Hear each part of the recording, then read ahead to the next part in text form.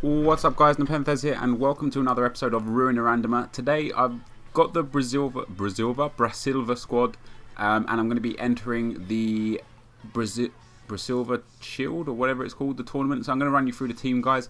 We've got Cavalieri, Cicinho, Heleno, what's his name, Manuel, Marcio Azevedo, Danilino, Carlos Alberto, Lincoln, Maicon Leite, Marlos and Jose Moraes. And they're all 5-star skills except the two centre-backs, the right-back who's 4-star and the goalkeeper obviously. Got a pretty decent bench, nothing overly incredible. Got a Nino there just for the raw pace. And this right-back, he's pretty solid. I'll actually use him as a striker if needs be, because his shooting and long shots are pretty deadly. But yeah, I'm going to go into the tournament. If you guys watched Shooting for Silverware yesterday, you'll know that I got kicked out of the semi-final because EA Sports got issues. So I'm going to regard this as my final, and I'm going to pretend that I win 5,000 coins if I win this. This guy's got a pretty decent team, 99 KM. He's got a few of my favourite players in there. Heleno, he's got those two Brazilian centre-backs from the... I can't remember what league they're from, but they're pretty cool. He's got Danilino. He's got Leandro Lima at cam, and in FIFA 11 Ultimate Team, he was a 5-star skiller. Unfortunately, he's only 4 stars in FIFA Ultimate Team 12, which is a shame because he was one of my favourite skillers in 11.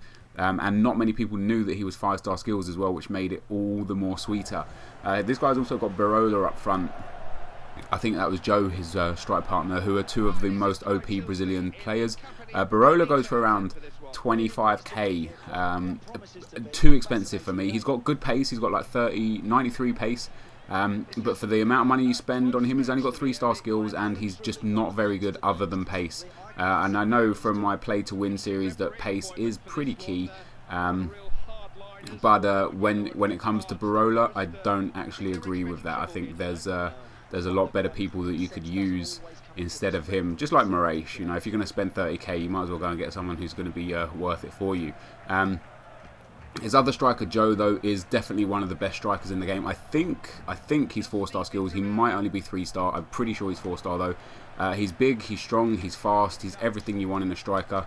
And yeah, I rate him highly. I don't really use him in videos because he's 4-star skills.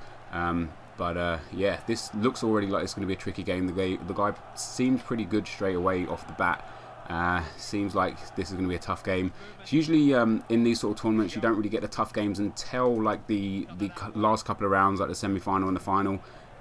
Usually you get away with getting the terrible opponents with the terrible Brazil cards because they don't know who to buy, they don't know who's worth what and all that kind of business. Yeah. Oh, unbelievable techers. Oh, how have I come out with that? Oh, damn it, wrong trick. But yes, I'm going to do a question time, guys. If I get a chance to actually look down, oh fuck that! Thank God he fell over. If I get a chance to view down at my Twitter page. Wow, this guy's defending very, very well. He defends the same way I do with second man press. So he's got the computer basically pressing, and he's running the second man to run the player with the ball down or cut out the passes and so on and so forth. And I'll take that. Thank you very. Oh fuck that. I quite enjoy people that play with 3 at the back because they're easy to exploit the wings, but the problem with them is that oh wow, that's how's that not a foul, ref? Is that their defense, like the center of defense and the midfield, is usually packed out, so it's real easy for them to defend if they can defend well, and of course if they can't defend well, it's really easy to score against them. But yeah, I don't know. We'll have to see with this guy. Here we go. Oh, look at Azevedo. Look at the space. Come on, son. Whoopsie. And that's a lovely goal. Right, time to look at the questions. What made you go from silent goal videos to full comms? What from montages? Oh wow, that player just fell over. Lame. The thing that made me change really was SA Sports Gaming. He said to me that I should do commentaries, and I started posting like a road to glory on his channel. And it was received pretty well, so eventually I was doing like a mix between montages and commentaries, and eventually, you know, it's so much more enjoyable to do commentaries because you can, I guess, interact with the subscribers a lot more than you can with montages. I mean, montage makers get probably a lot more credit than like commentators, for the simple fact that you only see the good parts of them. You only see the great goals and, you know, montage. If somebody puts out a good montage, you just automatically assume that they're one of the best FIFA players, because you assume that they do that sort of thing every game all the time, which is never ever true. But, you know, they only show you the good parts, and it's the same with COD montage makers. You know, like their kill death ratios are probably nowhere near what you'd expect to be from them, just because they can do a few like fancy headshots and shit. So it's really just, I mean, that's my opinion on montages anyway. We all know what I feel when it comes to montage makers and stuff. Oh, I've played him on side. How did he not pass that through? Yeah, so the thing that made me kind of change was just the fact that I enjoy the community a lot more. And that's pretty much it, really. Oh, has I made it? Yeah. Good Marlos. Oh, overhead kick was looking for there. No, fuck that. Oh yes, oh, fuck off, ref, dickhead. Next question we got. If I was a lollipop, would you lick me? Gotta be honest, dude, I probably would not lick you if you was a lollipop. Oh, there's that NATO Barola pace. Oh shit, he's gonna cut inside. There we go. No finesse shot from you, my friend. I asked on Twitter as well, guys, like what sort of video you want to see from me today, and the main response was play to win or ruin a randomer. So I figured I'd do a ruin a randomer with the question time, and do the play to win probably for Tuesday, because I want to put a lot of effort into the play to win videos in terms of graphic design and stuff, just showing you guys, like I said, for hints and tips.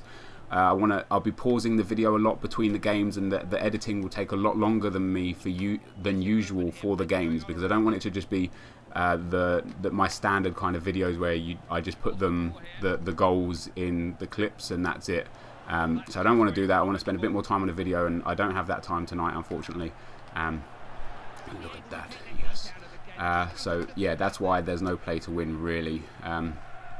But if not Tuesday for play to win, it will definitely be Wednesday, and I've got another episode of 100 and out ready to be unleashed on you bad boys. But going back to question time, I just want to address this as well before I go any further. England lost to Italy yesterday, as you're listening to this, which is disappointing, but Italy was so dominant. I thought England played real well in certain areas of the field. I thought Parker and Gerrard had an amazing game. Oh, look at the pace, Moraes. Yeah, Parker and Gerrard had a great game. I thought Lescott and Terry had a great game as well. You know, I think I can imagine Italy had probably around 40 shots and was unable to score, which is great from an English perspective if we would have managed to nick it and go through. But in general, it's not that great a feeling. So I thought they played well, and I thought Glenn Johnson had a great game as well, and Ashley Cole played like awesome throughout the tournament. So yeah, it was pretty disappointing that England went out. I had a feeling we could beat Italy, and when we went into penalties, and I forget who missed the second one, but England went ahead on pens, and I thought, yeah, we can win this now. And then fucking Ashley Young, who's had a tragic tournament, missed his penalty, and then Ashley Cole missed his penalty, and that was it. And Pirlo scored like one of the cheekiest penalties ever. The chip down the middle was always a... Like Totti. Yeah, like Totti, and like I think Thierry Henry did it a few times. It's just real cheeky. Oh, surprising that you're cutting inside. And but yeah, so there it is. So England did lose, of course. Oh, Marlos, no. Like I said, guys, this guy is pretty good, and especially considering I'm talking as well whilst trying to play this, makes it look all that little bit harder. Oh, fuck off, ref! That's not a foul. I mean, as if that's not a foul. Yeah, so moving on to the next questions anyway. If I can, I'm just going to have to try and get a second to read. Look at that ball. Oh, we got... who do I want to win the Euros? For me, probably Spain. I think they're one of the most... They're the best team, in my opinion. I don't know, like, Germany played quite interesting football. Italy played quite good, I suppose. I found it quite weird today that Italy spent... Like, all their goal kicks and things were to the edge of the box like Barcelona do. You know, they played it just to a defender, and I found that quite strange because they were having a lot of luck with the over-the-top through ball.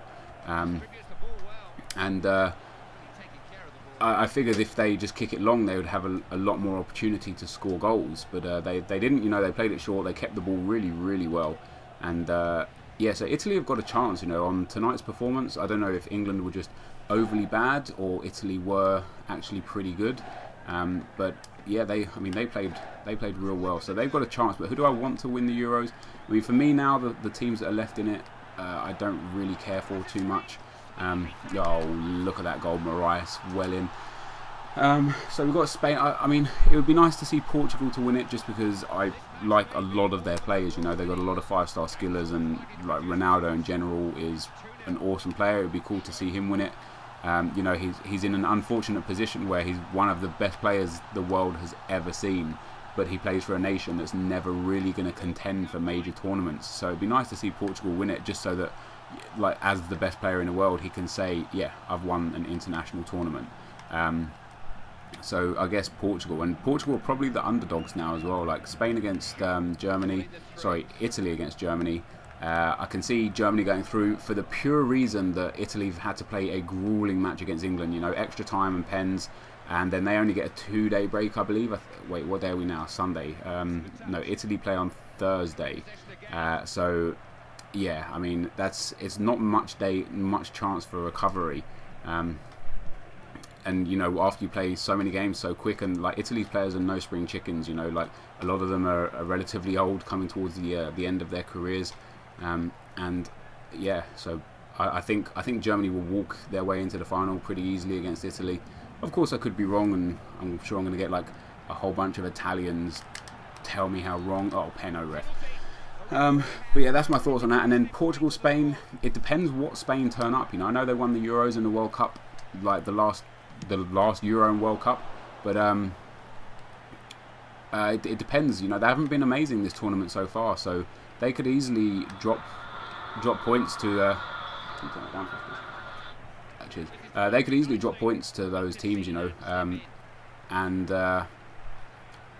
yeah, that's not drop points, but like lose the game to Portugal. You know, Portugal have got a good side, and you know, now Ronaldo's scoring, I'm sure that they will be more than they will think that they will be able to win the game. So oh, that's a foul, ref.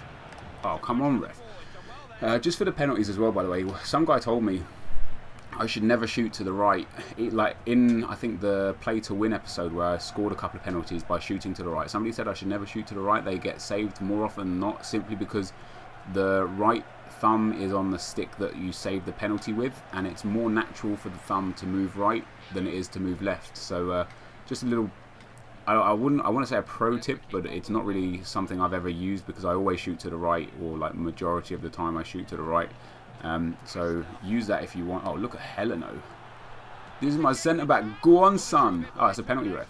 Oh, come on, ref. So next question, guys. Wow, we're already in the 78th minute. Have you ever eaten an oat cake? No, I've never eaten an oat cake. I guess it's just a cake made of oat, but yeah, that's going to have to be a no. Oh, that's a good ball. Pump fake, bitch. He scored. Is that Rafael Martino? Fair enough. Next question we got.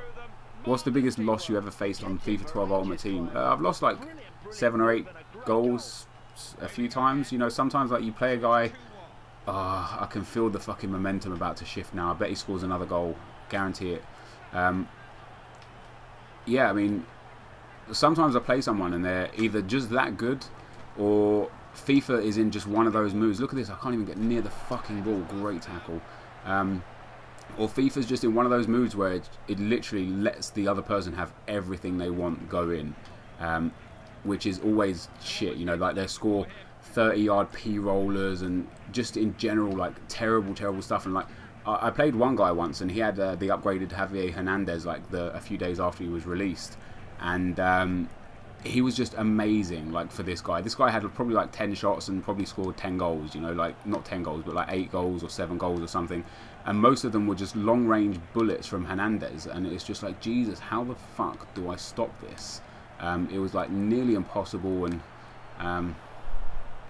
oh, what the fuck, didn't even see him there, he was blending in with the pitch.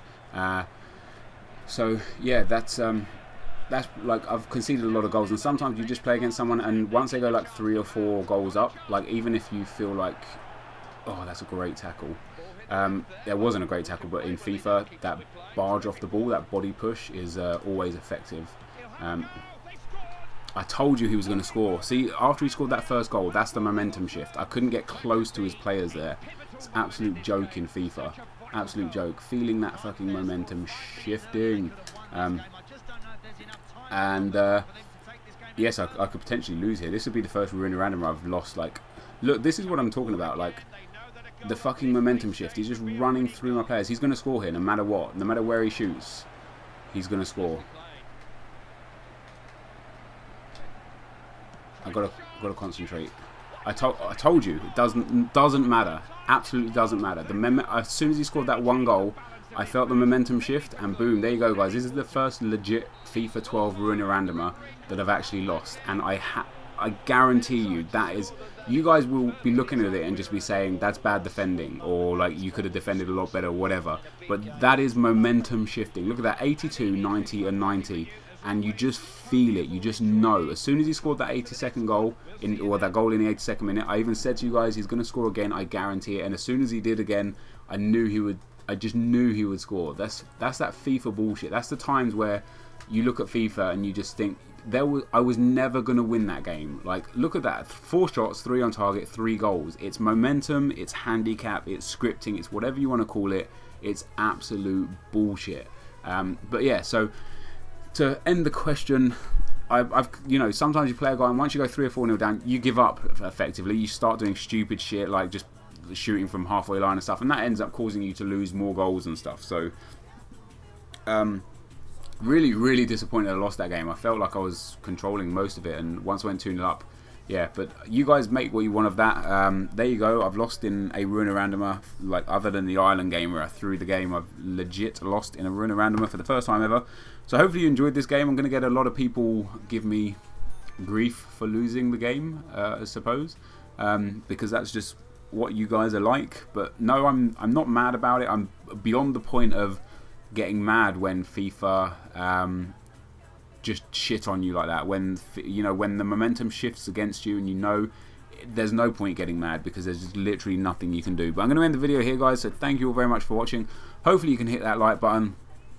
That would be absolutely amazing. Thanks very much for watching, guys, and I'll see you next time. Cheers.